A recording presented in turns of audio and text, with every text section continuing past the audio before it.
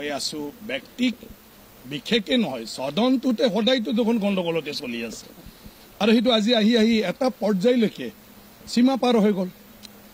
আৰু সীমা পাৰ হৈ যোৱাৰ কাৰণেহে সবে উপলব্ধি কৰিলে যে অসম বিধানসভাত এইটো হোৱাটো লজ্জাজনক হৈছে মই কি কৈ আছো এই উপলব্ধিটোৱে কালিৰ পৰা মই ভাবো সদনটো ধুনীয়াকৈ আপোনালোকে দেখা পাব অহাকালি সদনটো সবে যদি যিটো প্ৰকাশ কৰিছে ৰূপজ্যোতিটো ক্ষমা খুজিলে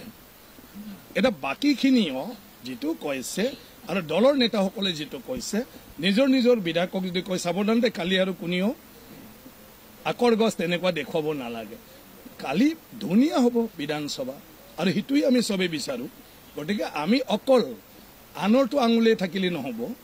আমাৰ সবৰে দায়িত্ব আছে গতিকে অহাকালি দেখা পাব আমি সবে আৰু আমি আশা কৰিছো এই শিক্ষাটোৱে আমাক সবকে মানে সঠিক পদ্ধতি আগুৱাই লৈ যাব আৰু বিধানসভাত তেনেকুৱা বিশৃংখল পৰিস্থিতি আৰু নহয় বুলি আমি আশা ৰাখিছো যে মানুহৰ মনৰ পৰা যিখিনি কথা মুখৰ পৰা যিখিনি ওলাইছে তাৰ পৰা মই এটা মানে কি কয় আশা ৰাখিছো অহাকালিৰ পৰা অসম বিধানসভাৰ ৰূপটো সলনি হ'ব যিহেতু সবে উপলব্ধি কৰিলে